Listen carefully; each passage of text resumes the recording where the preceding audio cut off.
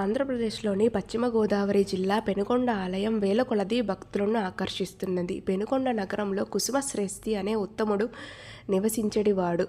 సతీమణి కౌసుంబి, సుగుణాల రాశి. పెళ్ళై చాలా కాలమైనా సంతాన భాగ్యం కలగలేదు. అందుకు కుసుమశ్రేష్ఠి యాగం చేశారు. యాగానికి సంతసించిన ఉమామహేశ్వరి దేవి హోమగుండం నుండి ఉద్భవించి 2 ఫలములు ప్రసాదించింది. కౌసుంబిని పూజించమన్నారు. ఆ ఫలములు తిన్న 10వ నెలలో కవలలు ఒక ఆడబిడ్డ ఒక మగబిడ్డకి జన్మనిచ్చింది.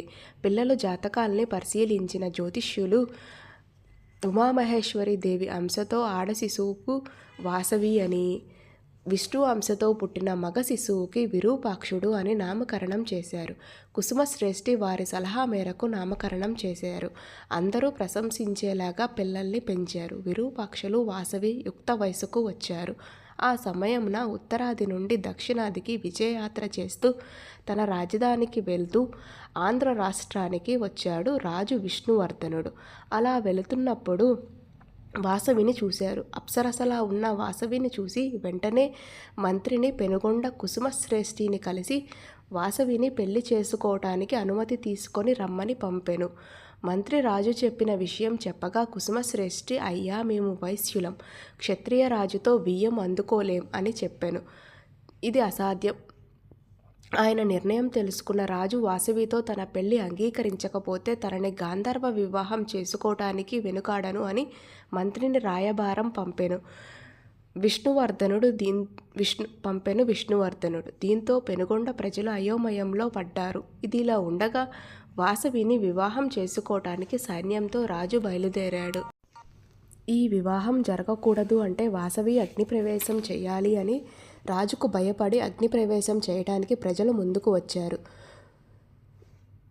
కుమార్తెను కలిసి ఆమె అభిప్రాయం చెప్పమన్నాడు కుసుమశ్రేష్ఠి. అంబికా అంశ అయిన నేను మానవ మాతృలని వివాహం ఆడలేను. అందుకే ఈ జ్యోతిష్యులు ఆనాడే నాకు కన్యక అని పేరు పెట్టారుగా. అగ్నిప్రవేశం చేయటానికి నాకు అభ్యంతరం ఏమీ లేదు. అలా చేసినా నాకు ఏమీ కాదు. మీరు దిగులు చెందద్దు అని నాన్నకు చెప్పింది. వాసవి తన తండ్రికి పరమేశ్వరిలాగా దర్శనమిచ్చి అందరూ ఒకేసారి అగ్నిప్రవేశం చేయనక్కర్లేదు, ఒక్కో కుటుంబం నుండి ఒక్కొక్కరు చేస్తే చాలు అని చెప్పినది. వాసవి తల్లిదండ్రితో అగ్నిగుండంకి 3 ప్రదక్షిణాలు చేస్తూ అందరూ అగ్నిగుండంలో దూకి అగ్నికి ఆహుతి అయ్యారు. వాసవి కూడా అగ్నిగుండంలో దూకగా ఆమెను తాకిన అగ్నిజ్వాలలు శాంతించాయి. అంబిక తన విశ్వరూపం చూపించింది. ఈనాటి నుండి మీ కులదైవంగా ఉండి నిరంతరం మిమ్మల్ని కాపాడుతాను. నన్ను ఆరాధించి పూజించిన వారు అష్టైశ్వర్యాలు పొందగలరు. నన్ను కాపాడటానికి అగ్నికి ఆహుతి అయిన వారందరూ మోక్షం పొందుతారు అని చెప్పింది.